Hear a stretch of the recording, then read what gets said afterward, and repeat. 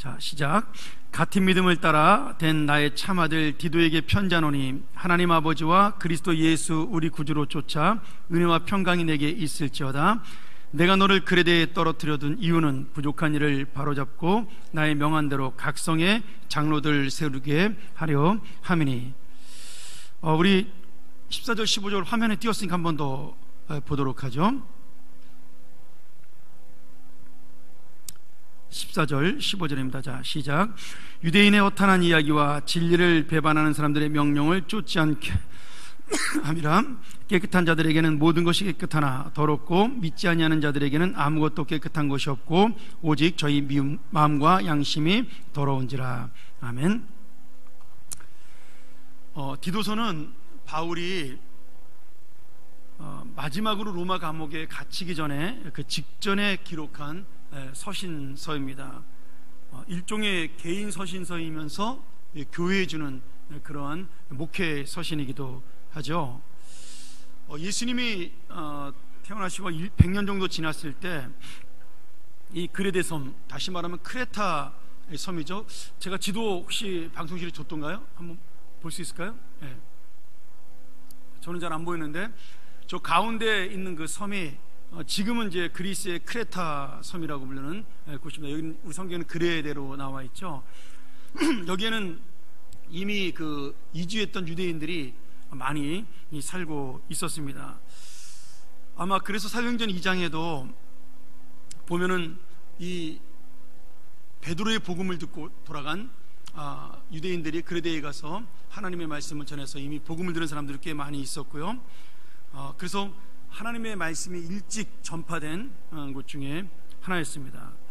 바울도 그것을 알고 있었기 때문에 로마로 호송되어가는 그 죄인의 몸으로 갈 때에도 이곳에 잠깐 들렸습니다. 사도행전 27장에 보면 바울이 그레데에 들렸다라는 말씀이 나오죠. 그리고 우리가 보통 사도행전은 그 바울의 1차, 2차, 3차 전도 여행만 나오고 있는데요. 바울이 로마 감옥에서 석방된 후에 마지막 전도 여행을 한 것을 우리가 4차 전도 여행이라고 이렇게 부릅니다. 길게 하지는 못했지만 디도와 함께 그 4차 전도 여행 때 다시 함께 이곳에 들러서 복음을 전했다라는 기록이 나오고 있죠. 바울은 마지막 5차 전도 여행까지 짧았지만 성경에 나오지 않는 5차 전도 여행을 마치고 로마에 와서 다시 순교를 하게 됩니다. 바울은 그리고 이 전도 여행 때 디도와 함께 복음을 전한 다음에 바울은 이 그레데 섬을 떠나면서 디도를 그곳의 목회자로 남겨두게 됩니다. 디도는 그 당시에 나이가 몇 살인지 모르지만 아마 30대 젊은 나이라고 보통 우리가 추정할 수가 있는데요. 바울의 동역자로 있으면서 이 디도는 자식처럼 디모데와 같이 이 바울의 어려운 일을 도맡아던 그런 영적인 아들이었습니다. 자, 우리가 바울의 그 사역 중에 가장 힘들고 어려운 교회가 어디였냐면 고린도 교회였어요. 우리가 고린도전서를 보면 하여튼 이 온 세상 모든 교회 문제를 안고 있는 것이 바로 고린도 교회였습니다. 그런데 이 고린도 교회에 대한 편지를 보내면서 이 분쟁을 해결하는데 편지를 전달해주는 역할을 했던 사람이 누구냐면 바로 이 디도였습니다. 바울의 편지를 전해주면서 고린도 교회를 책망하기도 하고 다독거리도 하면서 이 고린도 교회 문제를 해결하고, 그래서 바울이 나중에 이 고린도 교회가 마지막 그 세 번째 편지를 보냈을 때 고린도 전서 후서 사이에 또 다른 편지 하나가 있는데요. 이제 그것도 우리 성경에는 그냥 편지를 보냈다라는 기록만 나와 있죠. 나중에 고린도 교회 교인들이 바울에게 잘못했다는 이야기를 하고 고린도 교회 문제가 해결되는 모습을 볼 수가 있습니다. 그런 많은 고린도 교회 문제를 해결하는 데 있어서 중재자 역할을 했던 사람이 바로 이 디도이기도 한 거죠. 그래서 이 바울은 그레데 섬이 힘들고 어려운 지역이지만 디도라면 이곳에 가서 목회를 잘할 수 있겠다 싶어서 젊은 목회자인 디도를 그레데 섬에 맡기게 됩니다. 사실 저는 디도서를 읽을 때 항상 어떤 관점으로 읽었냐면 그 좋은 일꾼을 세우는 그런 성경, 목회서신이니까 거기 보면 2장서부터 보면 뭐 감독은 누구를 세우고 뭐 집사는 누구를 세우고 그런 얘기가 많이 나오잖아요. 그래서 항상 그런 관점에서 교회 일꾼을 세우는데 필요한 책이다라고 생각을 했습니다. 근데 이번에 제가 그 커피 브레이크 컨퍼런스에 가서 이 디도서 가지고 같이 이야기를 나누는데, 목사님들이 할 말이 많잖아요. 남들은 일과가 금방 끝나는데 우리는 일과를 맨날 반도 못 끝내고, 한 시간마다 한 과씩 끝내야 되는데 저희는 항상 반도 못 끝내는 거예요. 근데 그런저런 얘기를 하다가 제가 이 1장을 읽다가 하나님께서 저에게 또 다른 은혜를 주셨습니다. 디도가 이 서민 그레데 섬에 와서 목회할 때 얼마나 외롭고 힘들었을까라는 마음을 저에게 주신 겁니다. 그리고 바울이 그런 디도의 마음을 알고 그 디도의 마음을 위로하고 또 그를 강하게 붙잡기 위해서 이 목회 서신서를 보냈다라는 생각이 들었습니다. 여러분, 이 그레데 섬은 이 섬 자체가 원래 그런 곳이지만 이제 거기 저랑 같이 이제 같이 교회 속했던 목사님이 그 진도에서 오신 분이 있었습니다. 그러니까 이 이야기를 하면서 정말 이거 나한테 하는 얘기다, 그 말씀을 하시더라고요. 여러분, 섬 지역은요 어촌이잖아요. 지금은 젊은 사람도 하나도 없고요, 다 나이 드신 분들밖에 없는데, 이 바닷가 어촌 지역의 특징이 뭐냐면 미신이 많이 성행합니다. 왜냐하면 고기를 잡으러 나가려면 사고가 나지 않아야 되니까, 풍랑이 일지 않아야 되니까, 바다에 있는 신하에게도 빌고 용왕에게도 빌고 이런 것들이 우리나라도 그래서 어촌 지역이 무당이 제일 많고 미신이 굉장히 심한 곳입니다. 부산이 예수를 굉장히 잘 믿는 지역으로 우리가 알고 있지만 실제로 부산의 복음 전도율이요 한국에서 가장 낮은 지역입니다. 제가 젊었을 때 부산 가서 목회할까 생각한 적이 있습니다. 왜냐하면 다른 지역에 비해서 절반도 되지 않습니다. 왜냐하면 부산은 뭐 하는 곳이에요? 어촌으로 이루어진, 처음에 그렇게 시작을 한 곳이잖아요. 항구 도시가 다 그렇습니다. 그러니까 우리나라뿐 아니라 어떤 나라든지 이 항구 도시가 있는 곳은 미신이 많고, 그 다음에 그 고기잡이하는 어부들은, 선원들은 어떤 특징을 가지고 있어요? 고기를 많이 잡으면 돈을 많이 벌어서 무태 나오면, 육지에 오면 술 먹고 도박하고 흥청망청 쓰는 그런 데 익숙해져 있습니다. 그러니까 지금 이 그레데 섬도 그런 사람들로 가득 찬 곳이라는 거죠. 그래서 디도서 1장 12절에 보면, 우리 한번 화면에 한번 띄워주실래요? 자, 그레데인 중에 어떤 선지자가 말하되 그레데인들은 항상 거짓말쟁이며 악한 짐승이며 배만 위하는 게으름쟁이다, 이렇게 표현을 했단 말이죠. 근데 이 말을 한 사람이 누구냐면 주전 6세기에 그 시인이었던 그리스의 그 7대 현인이라고 부르는 아주 유명한 그 철학가인 에피메니데스라는 철학가가 이런 이야기를 한 겁니다. 이 사람이 고향이 어디냐면 그레데 사람이에요. 자기가 이 고향에서 태어나고 자랐는데 자기가 살아보니까 아주 우리 고향 사람들은 못되고 거짓말 많이 하고, 그리고 게으름뱅이고 술 먹고 그런 방탕한 생활에 젖어있던 그런 지역이라고 스스로가 자기의 저서에서 이렇게 이야기를 하고 있는 거죠. 이 에피메니데스라는 사람이 얼마나 유명한 학자냐면, 우리가 그렇게 유명하게 여기는 아리스토텔레스라는 철학자나 그 다음에 로마의 키케로 같은 유명한 철학자들에 의해서 선지자라고 불렸던 이 사람입니다. 그러니까 이분 말씀은 단순히 철학으로 끝나는 것이 아니라 사람의 어떤 인격과 마음까지도 가르치는 그런 유명한 선생님이었던 거죠. 근데 그런 분이 이 그레데의 사람들을 평가하면서 아주 몹쓸 사람들이라고 평가를 하는 거죠. 자기의 고향임에도 불구하고. 그러니까 지금 이 그레데가 얼마나 어렵고 힘든 섬이었 나를 우리가 볼 수가 있는 겁니다. 근데 바울은 어린 디도가, 젊은 디도가 그 잘못된 것을 바로잡고 그 섬에 바른 신앙과 복음을 전하기를 원했다라는 거죠. 제가 지금 오늘은 시간이 없어 이 말씀밖에 못하지만, 제가 다음에 정말 이런 섬을 100% 변화시킨 그런 놀라운 지역도 있습니다. 제가 나중에 한번 시간이 되면 빌레몬서 다음 주에 제가 캄보디아 갔다 오면 그 다음 주에 한번 말씀을 한번 나누도록 한번 해보죠. 이 섬 안에 갇힌 디도가 여러분 젊은 나이에 어떻게 했을까요? 지금 이 섬 사람들은 전부 다 그 뱃사람의 기질들을 가지고 있습니다. 남을 믿지 못하고요, 서로 간에 속이고, 그리고 게으르고, 그런 악한 모습들을 갖고 있는데, 지금 복음으로 이 사람들을 바꿔야 되는 그 사명이 디도에게 있는 겁니다. 근데 디도는 아는 사람이 그 그리대에 한 명도 없어요. 얼마나 외롭고 힘들었겠어요. 근데 그 진도에 사는 목사님이, 목회하시는 목사님이 이제 자기가 거기서 벌써 7년 됐다 그러더라고요. 근데 그 말씀 하시는데 저 역시도 그 자리에서 제가 뭐 그분에게 죄송해서 말은 안 했지만 저 역시도 이런 마음을 품은 적이 있습니다. 저는 디도의 마음을 100%는 아니어도 한 80%쯤은 이해를 합니다.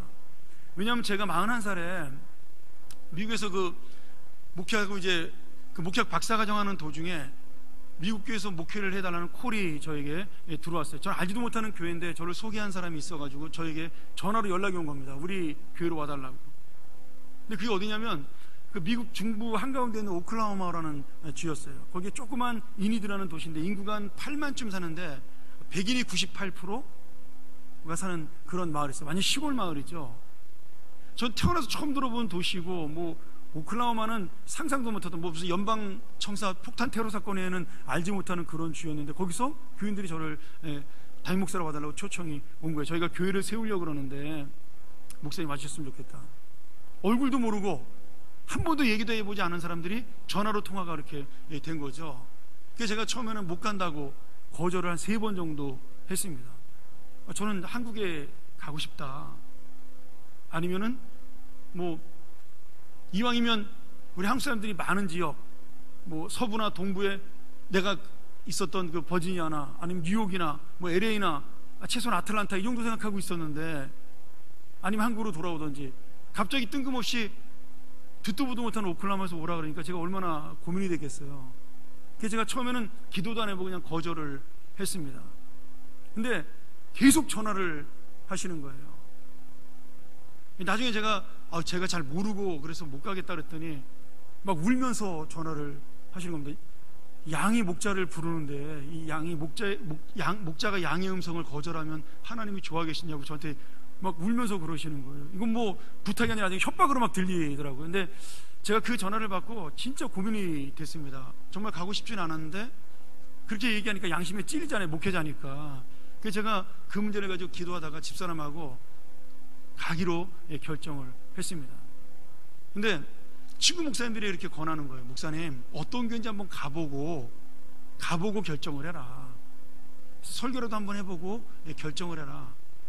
근데 제가 기도하면서 가기로 결정을 했기 때문에 만약 설교하러 갔는데 거기가 마음에 안 들거나 그래서 거절하게 된다는 게 그때 당시 저로서는, 그때는 제가 참 순진했습니다. 제가 40대 초반이니까 상상도 하고 엄두도 나지 않았어요. 제가 하나님 앞에 가기로 했는데 어떻게 나중에 거절하냐. 그래서 제가 그렇게 못하겠다, 나 무조건 간다. 그리고 전부 이삿짐을 싸가지고 먼저 트럭으로 보내놓고 제가 차를 몰고 우리 식구들을 태우고 가게 되었습니다. 제가 살던 버지니아에서 정확하게 26시간이 차로 걸리더라고요. 근데 그 끝도 없는 황약길을 달리는데 아무리 달려도 주택가가 나오질 않는 거예요. 도시가 보이지를 않는 겁니다. 우리 딸아이가 옆에 있다가 아빠, 도시가 정말 있기는 있는 거야? 그렇게 물어보더라고요. 그렇게 달리는데 한 6시쯤 돼서 막 이렇게 석양이 지려고 그러는데 저 끝에 도시 하나가 나타나기 시작을 했습니다. 그 한 서너 시간을, 한 대여섯 시간을 그냥 황야를 달린 거죠. 근데 거기가 바로 그 이니드라는 도시였어요. 갔더니 참 입구도 살벌하더라고요. 입구가 그 다운타운 그 흑인들 사는 마을이어가지고 안에 들어가니까 참 이뻤는데 들어간 입구는 얼마나 무서운지. 그리고 그 교회에 부임을 하게 되었습니다. 근데 아무도 모르잖아요. 거기 한인이 한 90명 정도 살고 있었습니다.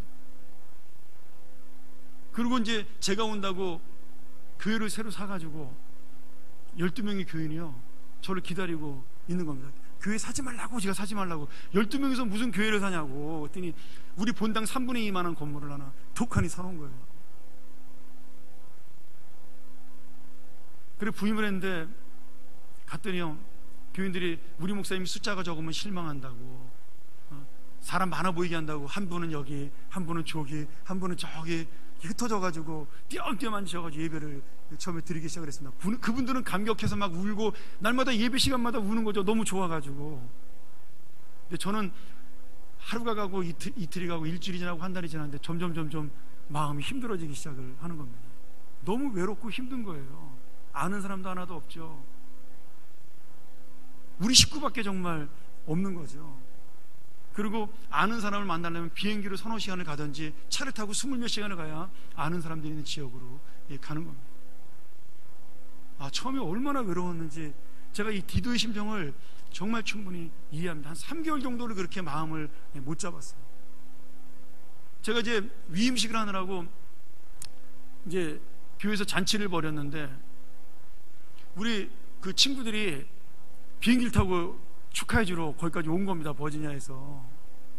또 한 무리는 저희 집에서 매일 저녁마다 모였던 그 무리들이 있는데 거긴 또 그 카니발, 여기서는 그 카니발이죠. 그 세도나라는 그 분구차 하나를 빌려가지고 밴을 하나 빌려가지고 10명이서 타고 온 거예요. 거기에.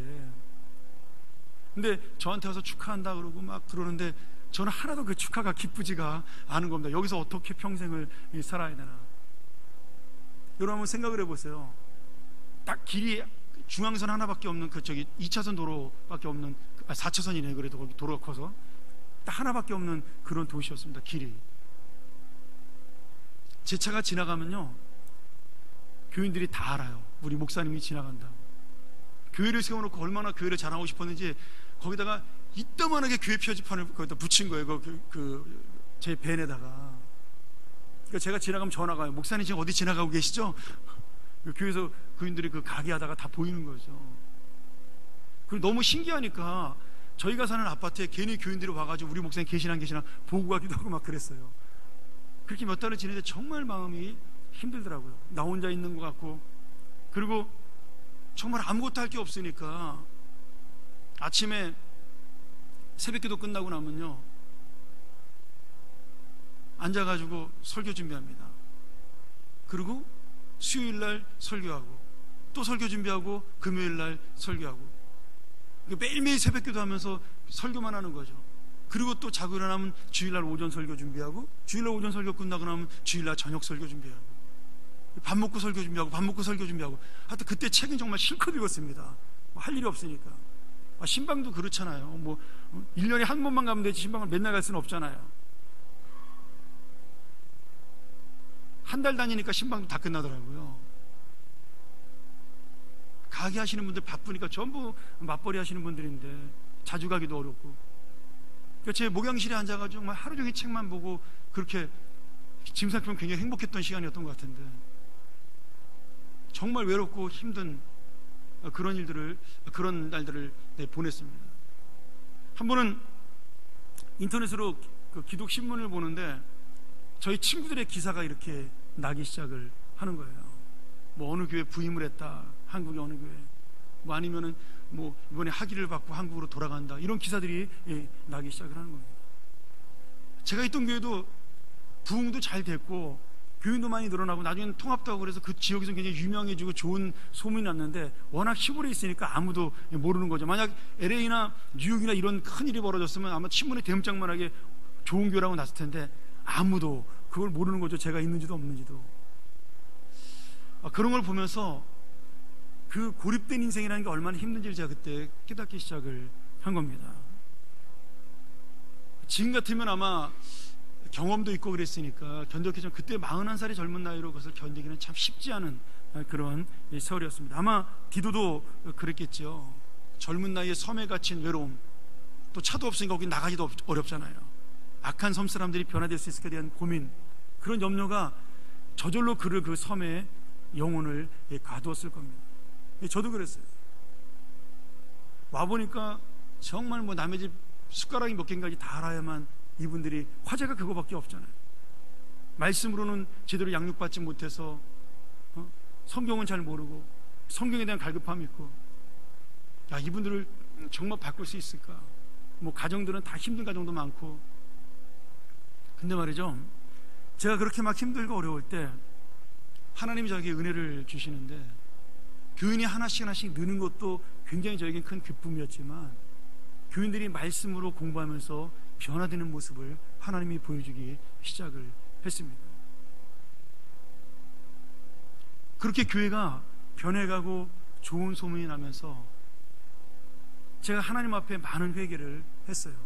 나는 내가 그 시골 마을에 갇혀 있다고 생각을 했습니다. 그 시골 마을에서 누구도 나에게 대화를 이야기를 터놓고 얘기할 수 있는 사람들이 없었다라고 생각을 한 거죠. 그런데 내가 가만히 하나님 앞에 돌아보니까 내가 갇힌 게 아니라, 내 육신이 갇힌 것이 아니라 진정으로 나를 가둔 것은 주님의 소망, 주님이 원하심을 따라가지 못하는 내 마음이었던 거예요. 내가 외롭고 힘들고 고독하다라고 생각했을 때 그 마을, 그 시골 마을에서 10년, 20년, 30년을 살았던 그 한인들의 마음은 얼마나 고독하고 외로웠을까를 한 번도 제가 제 마음 때문에, 제 좁은 마음 때문에 생각해 보지 못했던 겁니다. 어느 순간에 하나님이 내 마음을 깨트려주고 거기에 있는 영혼과 생명을 사랑하게 되었을 때, 내 야망, 내 비전이 오히려 나를 가두고 나를 힘들게 했다는 사실을 깨달았을 때, 그리고 정말 하나님의 영혼들이 한 사람 한 사람 돌아오고 그들이 말씀으로 성장해가는 모습을 바라볼 때, 그것이 얼마나 소중한 사명이며 하나님 나를 이곳에 왜 보냈는가를 깨닫게 되었을 때, 그때서야 저는 나를 가두었던 내 영혼 속에서 스스로가 해방될 수가 있었습니다. 오늘 여러분, 저만 그런가요? 아니면 디도만 그런가요? 여러분, 젊은 디도를 바라보면서 얼마나 힘들었을까를 생각해 봅니다. 세상적으로 볼 때 그는 섬 안에 갇힌 자처럼 보였습니다. 사람들은 변화되지 않는 것처럼 보였고요, 희망이 없는 것처럼 보였습니다. 그러나 오늘 바울의 편지를 받고 이 디도는 하나님께서 자기를 이 그레데 섬에 보내신 이유를 깨닫게 되었습니다. 자신은 혼자가 아니라는 사실을 알게 된 거죠. 그 주님의 자유, 주님의 사명을 누리고 주님의 영혼을 바라볼 때 더 이상 디도는 갇힌 자가 아니라 갇힌 자를 풀어주는 그러한 인도자로 바뀌게 된 것이죠. 저 역시도 마찬가지였습니다. 갇힌 것은 내가 아니라 그 사람들이었는데, 그 영혼들이었는데 내 스스로 나를 가두고 하나님의 자유를 제가 누리지 못했다는 거예요.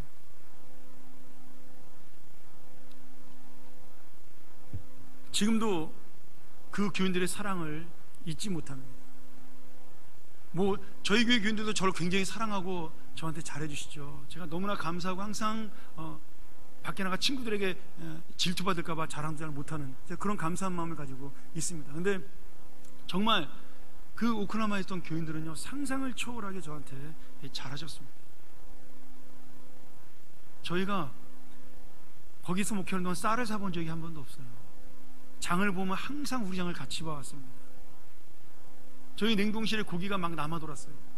항상 그걸 모아다가 너무너무 많이 들어오니까 선물이, 그것을 항상 모아다가 한 차 가득히 실어서 제가 유학생 교회하는 목사님, 지금 서울에 와 있는 그 제일 친한 목사님에게 한 달에 한 번씩 제가 그것을 배달해 주고는 했습니다. 정말 물질적으로도 가장 풍족한 때였던 것 같아요. 그때가 사례비가 많지 않음에도 불구하고 쓸 돈이 없을 만큼, 시골이니까 갈 데도 없는 거예요. 교회에서 차 주고 기름 주고 그러고 갈 데는 없으니까 돈을 쓸 데가 없는 거죠. 어떻게 보면 가장 사랑받았던 시대였는데, 그런 시절을 제 스스로가 갇혀서 그것을 깨닫지 못하고 내가 외롭고 힘들다라고, 나 혼자 고독하다고 3개월 4개월을 그렇게 보냈던 것이 하나님 앞에 얼마나 부끄러운 일인가를 제가 깨닫게 된 것이죠. 사랑하는 여러분, 우리 모두에게는요 다 이 그레데 섬이 있습니다. 나만의 그레데 섬이 있는 거죠.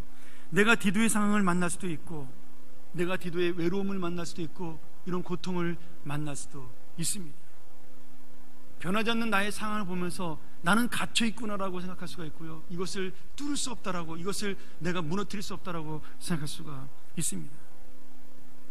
우리가 어디를 가도 그레데 섬이 아니라 내 안에 있는 영적인 이 문제, 하나님 앞에 갇힌 내 심령의 문제를 하나님 앞에 자유로움을 해결받지 못하면 내가 어디에 있든지 내 영혼은 갇힌 자가 될 수밖에 없다라는 거예요. 우리 젊은이들이 취업을 못해서 많이 고민하죠. 저 역시도 그 문제 때문에 기도를 하고 있습니다. 근데 여러분, 좋은 회사 들어가면 만족할 수 있나요? 그럼 그 회사에 또 갇힌 자가 될 수가 있습니다. 그건 직장생활에 보면 저도 느낄 수 있는 거죠. 여러분, 좋은 교회를 만나는 목회자는요, 그 좋은 교회의 의미가 무엇입니까? 내가 거기서 하나님의 뜻을 발견할 때 그 교회는 좋은 교회가 되는 거죠. 이 세상에 완전한 교회는 없습니다. 근데 저는 분명히 확신합니다. 성도들의 마음에 따라, 목회자의 마음에 따라 그 교회는 좋은 교회가 될 수가 있습니다. 여러분, 이 세상에 완전한 인생은 없습니다. 그러나 내가 하나님 앞에 해방되고 하나님의 은혜를 알고 하나님 나에게 보내신 그 뜻을 깨달았을 때 나는 좋은 인생, 기쁜 인생은 만날 수가 있는 거죠. 사랑하는 여러분, 지금 나를 가두고 있는 것이 무엇일까요? 그리스도의 섬이 디도를 가두고 있는 것이 아닙니다. 오클라호마의 그 작은 도시가 나를 가두었던 것이 아니지요. 오늘 여러분이 가두었다고 생각하는 것, 내가 지금 갇혔다고 생각하고 내가 외롭다고 생각하는 그 모든 것들이 혹시 어떤 사람은 상황일 수도 있고 물질일 수도 있고 사람일 수도 있고 건강일 수도 있습니다. 이것이 나를 꼼짝 못하게 만드는 것이라고 우리가 생각할 수도 있습니다. 그러나 정작 나를 가두고 있는 것은 영적인 나의 불신앙입니다. 하나님께서 내게 보이시는 그 비전, 그 지역의 사람들이 바뀌고 좋은 교회가 세워진다라는 소문이 나고, 그리고 그 영혼들이 하나님 앞에 정말 기쁜 마음을 가지고 신앙생활하는 모습을 바라볼 때 제가 깨달았어요. 아, 하나님이 이 영혼들을 사랑하라고 나를 보내신 거구나. 아마 저는 그때 그 교훈이 없었더라면 저희 한 사람과 저는 한 영혼이 얼마나 소중한가에 대해서 한 번도 생각해보지 못한 정말 불쌍하고 불행한 목회자가 될 수도 있었습니다. 아니, 실제로 제가 부목사 할 때만 하더라도 한 영혼의 소중함에 대해서 제가 고민해 본 적이 별로 없어요. 왜요? 매주일마다 교인들이 찾아오는 교회를 제가 다녔기 때문입니다. 어떨 때는 새 가족을 매주 가르치는 게 힘들어서 이번 주는 한번 안 오면 안 되나? 그런 생각을 할 정도로 힘들다고 생각을 했지, 저 영혼이 정말 소중하다, 물론 대부분은 제가 아끼고 사랑하는 분들이었지만 힘들고 어려울 때 제가 그분들에 대한 간절한 마음을 그렇게 많이 갖지를 못했다라는 겁니다. 근데 그 갇힌 곳에서, 고립된 곳에서 새로운 영혼을 한 사람 한 사람 만날 때마다, 그리고 다른 교회와 통합하면서 그 통합된 교회가 하나로 성장하고 서로 기뻐하는 모습을 볼 때마다 한 영혼, 그 영혼이 살아나는 것이 얼마나 큰 일이고 기쁜 것인가를 하나님이 저에게 깨닫게 하셨습니다. 그때부터 제 인생이 달라지고 제 목회가 달라지기 시작을 한 거죠. 여러분, 얼굴도 모르는 그 오클라호마 교회 교인들에게 우리 평안교회 교인들은 조금은 감사해도 괜찮습니다. 왜냐하면 저를 성장시켜준 사람으로 그것으로 보내줬기 때문입니다. 제가 달라스에 있을 때 두 분이 저를 찾아오셔서 그 얘기를 했습니다. 제가 그때 달라스에 있을 때 참 힘들었던 그런 시기였는데, 교회 건물 문제며 이런 여러 가지 문제 때문에 굉장히 힘들었을 그때 그분들이 저에게 그런 위로를 주셨어요. 목사님, 저희는 목사님 때문에 복음을 알게 되었습니다. 하나님이 어떤 분인지, 예수 그리스도가 누군지 정말 전혀 모르고 교회를 다니다가 목사님에게 처음으로 그리스도인이 무엇인지를 배웠고 예수님의 제자가 된다는 것이 무엇인지를 처음으로 배우게 되었습니다. 저희는 평생 동안 그것을 잊지 못할 겁니다라고 저에게 그렇게 격려하고 위로하고 가셨습니다. 제가 얼마나 힘이 나고 용기를 얻었는지 모릅니다. 지금도 그분들은 저를 만나면 항상 그런 감사함을 표현합니다. 제가 떠날 때 굉장히 서운해하시고 많이 우셨지만 그래도 그 서운한 감정보다 감사한 마음을 더 많이 가지고 있다라고 말씀하시는 그걸 보면서 하나님께서 나를 얼마나 사랑하셨는가를, 그곳에서 내가 얼마나 사랑받았는가를 깨닫는 그러한 은혜를 얻게 되었습니다. 사랑하는 여러분, 우리는 그 자리에 있을 때 잘 모릅니다. 내가 지금 혼자 있는 것, 내가 지금 어려운 처지에 있는 것, 내가 외롭고 고립되어 있다고 생각이 들기 때문에, 아무도 나를 알아주지 않는 그것 때문에 힘들고 어려울 수가 있습니다. 내 감정을 바라보고 내 어려움만 바라보면 다른 사람을 전혀 바라보지 못하고 내 스스로가 넘어지고 무너질 수밖에 없는 거죠. 어떤 직장을 다니든, 내가 어떤 사업을 하든, 교회에서 어떤 사역을 하든 마찬가지입니다.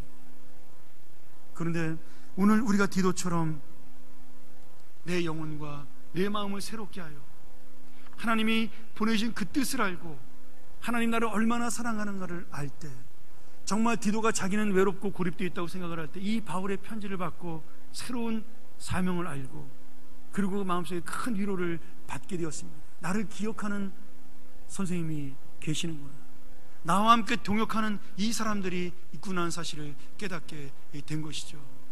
그리고 이제 그는 그 바울을 의지하고 끝난 것이 아니라 이제는 새로운 동역자인 사람들을 만들기 위하여 우리가 배웠던 디도서 2장과 3장에 나오는 훌륭한 일꾼들을 세우기 위해서 최선을 다하는 그러한 귀한 목회자가 되었습니다. 오늘 우리가 스스로 내 안에 갇혀 있는 것이지 결코 혼자가 아닙니다. 오늘 주님은 우리와 함께 계시고 성령은 우리와 함께 계십니다.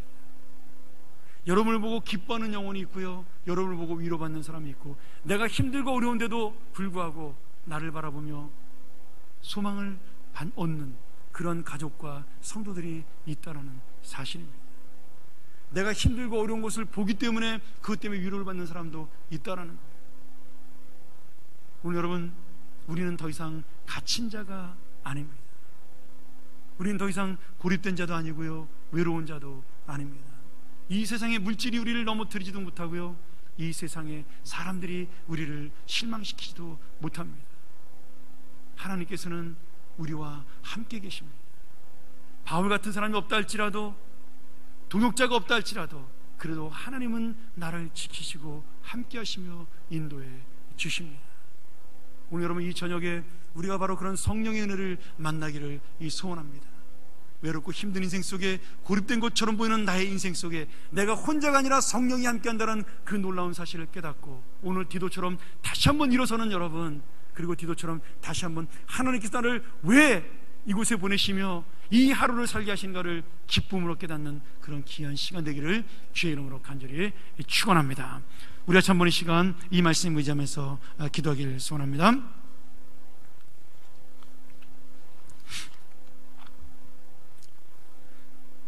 우리가 한숨을 내쉬고 힘들 때 우리와 함께 탄식하며 우리를 지키는 분이 있습니다. 너희는 고아가 아니라고, 내가 너의 아버지라고 말씀하시는 우리 성령님이 계십니다. 오늘 이 시간 그분을 만나기를 소원합니다. 여러분은 결코 혼자가 아닙니다. 외롭다고 생각하는 것은 나 혼자만의 생각입니다. 하나님은 우리와 함께 있고요, 또 여러분을 사랑하는 많은 사람들이 여러분 주위에 있습니다.